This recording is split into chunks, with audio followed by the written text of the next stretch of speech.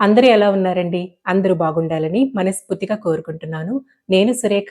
Welcome to యశస్ఫుల్ Telugu vlogs. ఇలా చెప్పి, ఇలా మాట్లాడి చాలా రోజులైపోయినట్టుగా అనిపిస్తుందండి. ఎందుకంటే లాస్ట్ వీడియోకి నేను వాయిస్ ఇవ్వలేదు కదా! డైరెక్ట్‌గా యాజ్ ఇట్ ఈస్‌గా ఉన్నదున్నట్టుగా పెట్టేసేసరికి కొంచెం ఏదో చాలా గ్యాప్ వచ్చినట్టు అనిపిస్తుంది వీడియోకి మాట్లాడటం అనేది.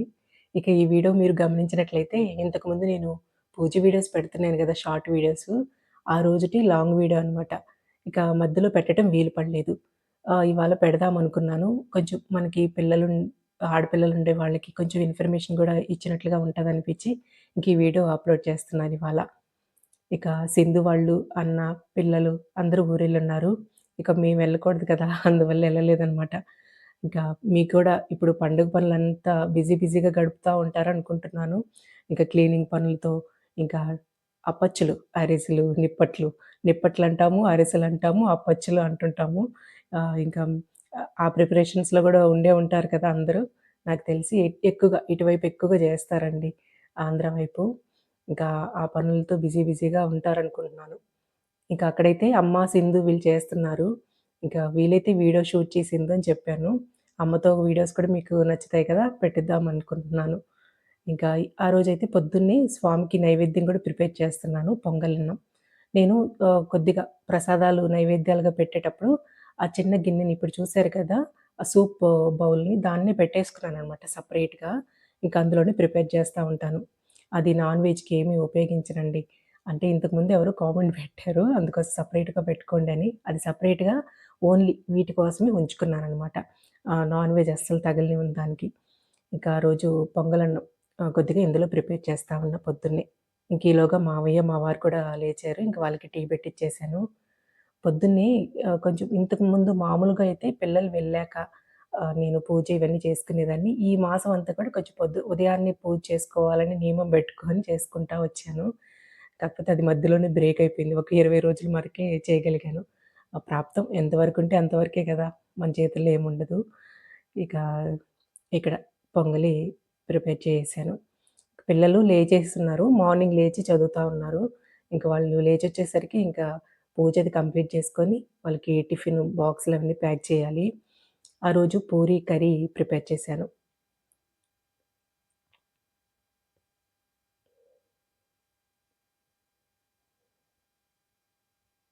ఈ వీడియో చూస్తుంటే ఇంకా అసలు ఈ మధ్య ఇంకా దేవుడి దగ్గరికి వెళ్ళట్లేదు గదా! అలాగే ఇంక అంటే ఏం ముట్టుకోకూడదు. అంతా అయిపోయాక అన్నీ చేసుకోవాలి గదా! మళ్ళీ మొత్తం క్లీన్ చేసుకొని చేసుకోవాలి. ఇంకా మాకు కుదరలేదనమాట డేట్. కొద్ది రోజులు టైం పట్టింది. పండగల్లో చేయకూడదు కాబట్టి. ఇంకా ఇదిగోండి ఇక్కడ ఈలోగా మా వారు బయలుదేరేశారు. పొలం దగ్గరికెళ్తున్నారు. ఇంకా వచ్చేసి ఆ రోజు ఎందుకో ఉరుకులు పరుగులుగా అనిపించిందండి. ఎందుకంటే పూజ పెట్టుకున్నాను గదా! పిల్లలకి లేట్ అయిపోయిందనమాట. వాళ్ళు చాలా టెన్షన్ పడుతున్నారు. అసలే డ్యాడీ గూడా లేరు మా మేమెలా ఎళ్ళాలి అని చెప్పి మా పాప ఫుల్లు టెన్షన్ పడిపోతా ఉంది. ఇంకిక్కడ అందులో పైగా పూరి, కర్రీ పెట్టుకున్నాను ఆ రోజు. దోస పిండి, ఇడ్లీ పిండి 2 అందుబాటులో లేవు. అందుకే అంత హడావిడైపోయింది. ఇంకా లంచ్‌కంటూ నేనింకేం సెపరేట్‌గా ప్రిపేర్ చేయలేదు ఆ రోజు. ఇంక ఈ పూరి, కర్రీనే పెట్టి పంపించేసాను. పిల్లలు గూడా ఇష్టంగా తింటారులెండి. అందులో అప్పుడప్పుడు చేస్తా ఉంటాను ఇది రేర్‌గా. ఇంకా రోజు అంటే పొద్దున్నే ఇంత హడావిడిగా ఈ పూరి అందులో డీప్ ఫ్రై పైగా పాప గూడా పెద్దగా ఇష్టపడదు. అప్పుడప్పుడైతే ఓకే. తింటదనమాట ఇష్టంగా. ఇక అందువల్ల ఇంక ఈరోజు ఇదే పెట్టేసాను ఇంక లంచ్ బాక్స్‌లోకి కూడా. ఇంక టైం గూడా సరిపోలేదు నాకు ఆ రోజు. పూరి చేస్తుంటే నాకొక కామెంట్ గుర్తొస్తుంటదండి. ఇంతకుముందు నేను ఒక షార్ట్ వీడియో పెట్టాననమాట.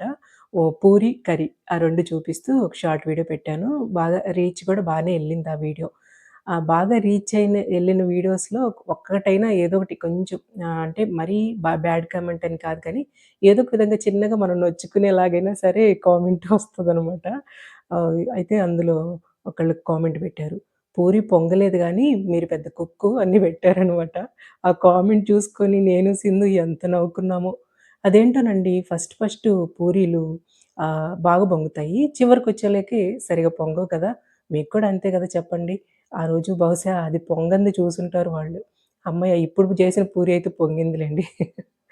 ఆరు ఆ పూరి కర్రీ చూపించినప్పుడు ఆ కామెంట్ వచ్చిందనమాట.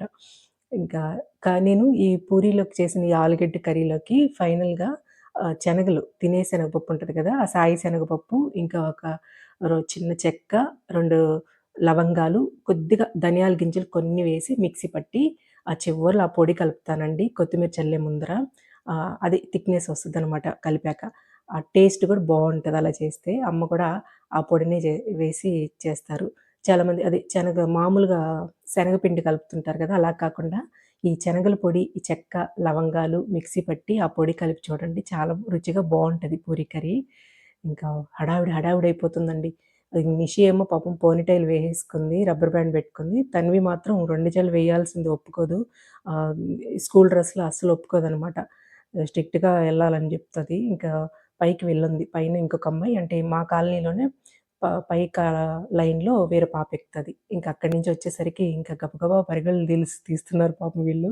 ఫుల్ టెన్షనొచ్చేసింది.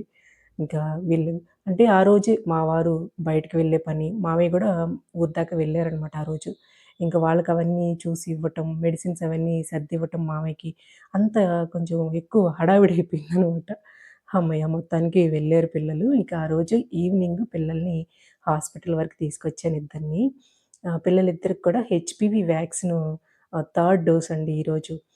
ఇంకా ఆ రోజు హాస్పిటల్‌కొచ్చాము. ఫస్ట్ 2 డేస్ 2 డోసెస్ అయిపోయాయనమాట. మామూలుగా అయితే ఇవి అందరికి తెలిసే ఉంటదిలెండి. 9 ఇయర్స్ నుంచి 14 ఇయర్స్ లోపల వేయించుకుంటే మనకి 2 డోసులతో సరిపోద్ది.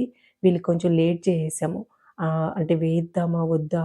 ఇలా రకరకాల ఆలోచనలతో నేను తన్వికైతే తెలిసి లేట్ చేశాను. నాకు ఐడియా ఉంది. ఈ టైంలో ఈ వ్యాక్సిన్ వేయించాలి అనే ఐడియా ఉంది. కానీ వేయిద్దామా? వద్దా? అంటే కొన్ని వింటుంటాం రకరకాలవి. అవన్నీ వింటూ భయంతో నేను వ్యాక్సిన్ వేయించడానికి వెళ్ళలేదనమాట. చాలా రోజులు వేస్ట్ చేశాను నేను. ఇప్పుడు పాపకి 17 ఇయర్స్ వచ్చేసాయి.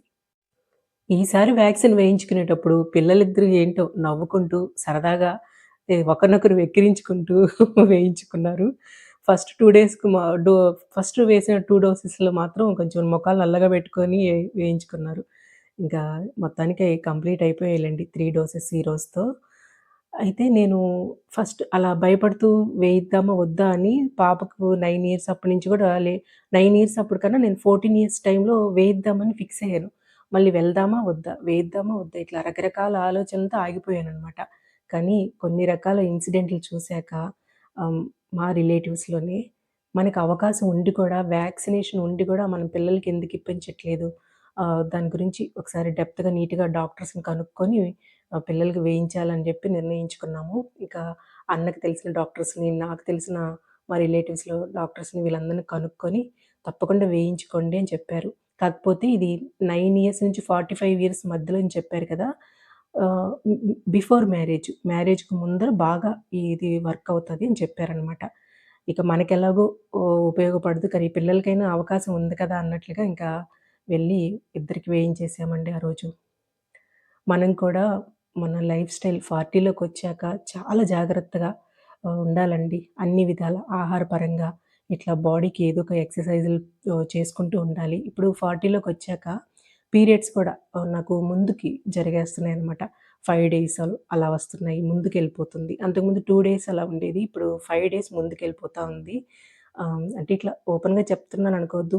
అందరూ చాలా మటుకు లేడీసే చూస్తుంటారు. అంటే 40లోకొచ్చాక కొంచెం మనకది ముందుకు వెళ్తుంటది. తప్పదది. దాని గురించి కూడా నేను కనుక్కున్నాను. ఒక్కొక్కసారి ఏమవుతదంటే 6 నెలలకొకసారి 1 వీక్ ముందుకు గూడా ఎళ్ళిపోతుందనమాట. వీటన్నిటిని మనం ఇంకా కొంచెం మంచిగా పోస్ట్‌పోన్ జేసుకోవాలి. మనం లైఫ్ స్టైల్ బాగుండాలంటే ఇట్లా తప్పకుండా వ్యాయామాలు ఏదో ఒకటి చేసుకోవాలండి. అది యోగా గావచ్చు, ఏదో ఒకటి జిమ్ గావచ్చు. మనకి బాడీకి ఎక్సర్‌సైజ్ అనేది కంపల్సరీగా ఉంచుకోవాలి. ఇక నాకు థైరాయిడ్ అటాక్ అయిందని చెప్పాను కదా! మేడం అయితే బాగా స్ట్రిక్ట్‌గా మొన్నైతే అరిచారనమాట. మంచిగా ఇంకా ఆహారం పైన దృష్టి పెట్టాలి మీరు. బాడీ వెయిట్ ఇంకా లాస్ అవ్వాలి. అవన్నీ లాస్ అయ్యి, ఈ మెడికేషన్ కరెక్ట్‌గా తీసుకొని బాడీకి ఇట్లా మంచిగా వ్యాయామం అది చేసుకుంటే మెడిసిన్ గూడా చాలా మటుకు మీకు తగ్గించేసేస్తాను అని చెప్పిందనమాట. థైరాయిడ్ అనేది స్టార్టింగ్ స్టేజ్‌లో ఉంది కదా! దాన్ని చాలా వరకు మనం మెడికేషన్ లేకుండా చేసుకోవచ్చు అనేది చెప్పారనమాట. ఇంకా తప్పకుండా దానిపైన గూడా బాగా దృష్టి పెట్టాలనుకుంటున్నాను. ఒక్కొక్కసారి నెగ్లెక్ట్ చేసేస్తున్నాను. ఇంతకుముందు బాగా రెగ్యులర్‌గా గుమ్మడికాయ జ్యూస్ ఇవి బాగా తీసుకునేదాన్ని. చాలా మంచిదండి. చాలా మంచి మెడిసినల్ వాల్యూస్ ఉంటాయి అందులో. అవన్నీ కూడా మళ్ళీ రీస్టార్ట్ చేయాలి.